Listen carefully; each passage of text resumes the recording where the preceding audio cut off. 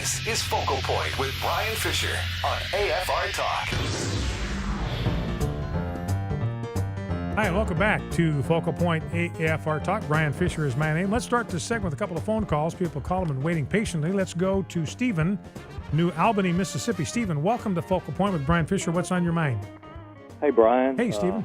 Thanks for taking my call, and thanks for covering this story that you're covering today and giving it exposure it needs. You know, if Cochran is, obviously, if he's guilty of these things that are his campaign, I should say, of these things that are being put out today, of course, I guess that'd spell the end for him. But, you know, I've been a Republican my whole voting life. I'm in my late 30s now, and I guess I've always voted that party. I've been loyal. I believe in the principles of the platform. But what I saw last week in the Cochran campaign's treatment of the Tea Party, I've been to several Tea Parties in my time. I've been to 3 or 4 around locally, and then I've been to the one in Washington, D.C., where there was probably over 500,000 people. I have yet to see one hint of racism at any of them. And to go out and slander a movement like that in order to get elected, I can't vote for someone that's willing to do that. Because if you have to lie and slander in order to win, the Republican Party establishment in this state needs to be sent a message that that's not acceptable. And so I can't speak for anyone else, but I would encourage anyone, if Cochran does survive, to not vote for Thad Cochran. Now, I can't vote Democrat because they support abortion, and I don't want that blood on my hands. But I'm not voting for Cochran this fall. Well, you know, and I think, Stephen, you've got a lot of company in that. I gave you the results of that poll yesterday, Chisholm Strategies, and this is people that voted back in the primary or the runoff. 54 to 46, they supported McDaniel, so that's about the way the Republicans voted according to the polling data. But only 22% of them said that they would vote for Cochran. This is 46% of the people that voted for Cochran, but only 22% of that same group of people said they're going to vote for Thad Cochran in November. Even, what I'm saying, Stephen, even the people that voted for Senator Cochran said, look, I can't stomach that behavior, that's reprehensible, that race-mongering, race-baiting. That makes me question why I want to vote for Senator Cochran again if his campaign is willing to resort to those kind of tactics. I don't think I can support that guy. Can I just say a couple more things? Yes, sir. Those tactics, ultimately we want Harry Reid to go out as majority leader, but those are the kind of tactics of Reid and Pelosi. And so I can't get on board with that. And also what you said about Cochran not knowing if this is going on or not, I understand where you're coming from on that. And if that be the case, when he does realize it, if he has any honor, he'll concede this thing.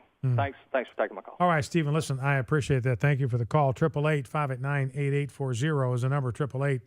888-589-8840 is the number. You know, and I think, Stephen said, look, I'm just not going to be able to vote for Senator Cochran. I said I think there's probably going to be a lot of people who are going to see things the same way. There's going to be a calculus that every conservative voter is going to have to do because and I think, frankly, a lot of conservatives in Mississippi are going to go ahead and write in Chris McDaniel's name. Let's assume that Cochran survives this latest brouhaha and is the name on the ballot. I have a feeling a lot of conservatives are just not going to vote for Senator Cochran because of what he said, what his campaign said about them. I mean, if you're a member of the Tea Party, like I am and like many of you are, you support the Tea Party. You like, for instance, the things that Chris McDaniel stood for. Whether you voted for him or not, you recognize that his conservative values are the values that you shared. And then to have him call you a racist and basically create the impression that you and I, we're just one step removed from wearing white hoods and burning crosses on people's lawns. And it was, now this is the guy that wants us to vote for him, or his campaign wants us to vote for him in November. And I think a lot of conservatives say, no, I'm not going to do it. I'm tired of being condescended to, patronized, taken for granted. I'm tired of being abused like this. I mean, that's just a form of electoral abuse, political abuse. I'm done with all of that. If they want my vote, they better come begging and crawling on their hands and knees and they'd better give me genuine conservative candidates to vote for. Otherwise, I'm done. So I think there's going to be a lot of people that are going to write in Senator Chris McDaniel's name anyway. Now, we've talked about this before. Write-in votes don't count in November unless one of the top 2 people dies. Those write-in votes don't count. But nevertheless, there's the line, big as life, right in line. I think a lot of people aren't going to know that their votes don't count, and they're going to go ahead and vote for Senator McDaniel. And I would bet even people who know that their votes don't count, even the ones that know that it doesn't count, are still going to write in Chris McDaniel's name as a form of protest. Let's go to Sandra in Fulton, Mississippi. Sandra, welcome to Focal Point. Thanks for calling. What's on your mind? Yes, sir. Thank you for your program. We appreciate all of that you do and bring out honest reporting. I stand with Mr. Stephen from New Albany. My concern, I will be another one that you've just spoken of by not voting for Mr. Cochran because of the principle of the matter, if this all is true. But I'm believing also that we are all at a crossroads that our Bibles speak about right now. I'm standing for the truth, even when it may be a bad thing that might happen out of this.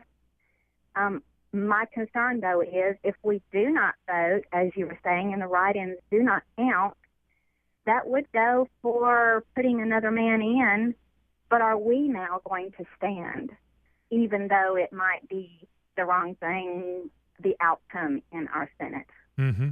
So I want to be sure I understand what you're saying. What I kind of hear you saying, Sandra, I think, is that the right thing for us to do would not be to vote for a moderate like Senator Cochran, but if we don't vote, then we're helping the other guys that believe in abortion and same-sex marriage and all that. So it's kind of a quandary.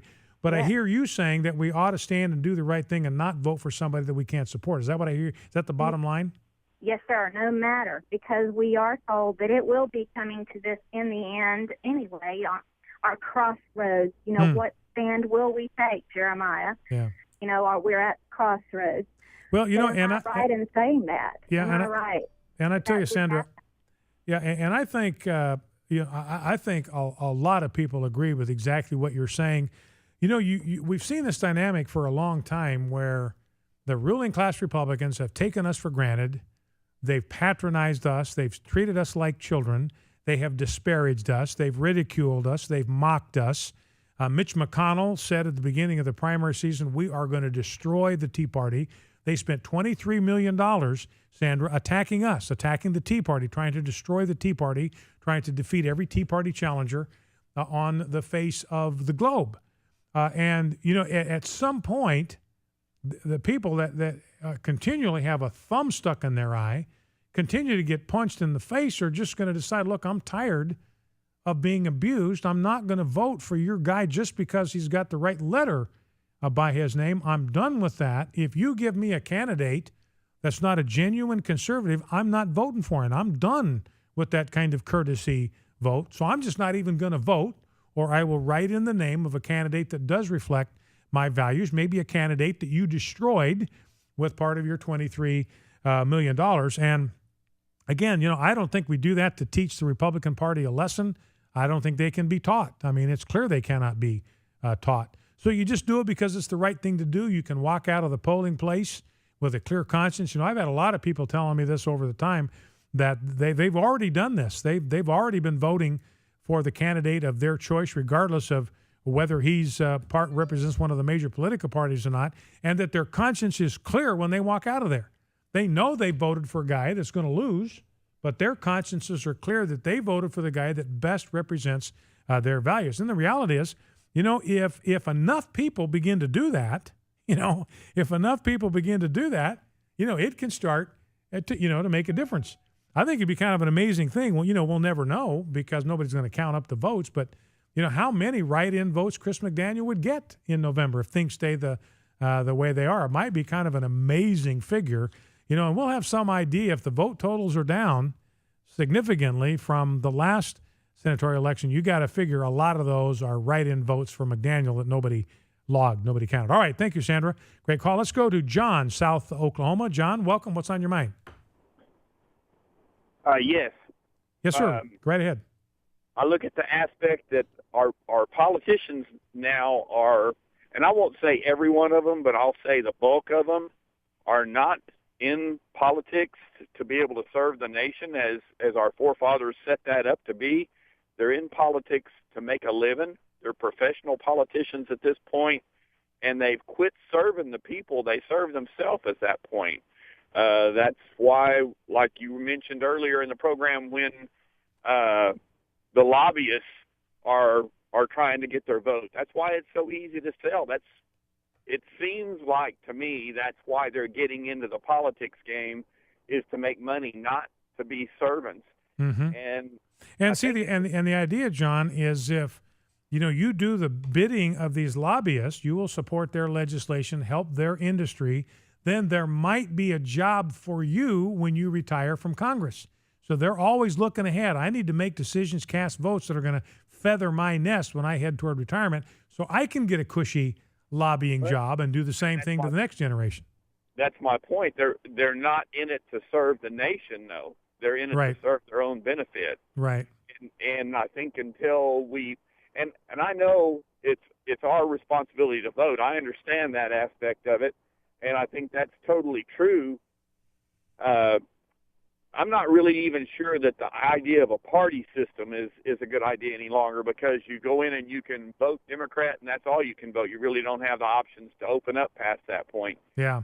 Well, and one of the things that might come out of this is it wouldn't really be a third-party system, but it would be people will stop even looking at the Democrat and Republican labels, and they will be looking to organizations that grade candidates based on how conservative they are. Like we have an organization that's a part of our larger structure called AFAaction.net, AFAaction.net. You can go there and you can look at a voter guide about the candidates that are running for office. And I have an idea more and more people are going to dispense with the R&D thing, and they're just going to go to something like AFAaction.net and drill down to see where these candidates stand. And if they decide that somebody that's got an R by their name, for instance, isn't conservative enough for them, they're just not going to vote in that race, or they will write in the name of a candidate that they would have liked to have seen run, or a candidate that maybe lost in a primary but is a conservative. They will wind up voting for them. And if enough people did that over time, that actually could begin to change the dynamics in electoral politics. All right, John, appreciate the call. Thank you for that. Andrew, Jim, sit tight. We'll be right back with you after the break. Focal Point AFR Talk. Stay with us.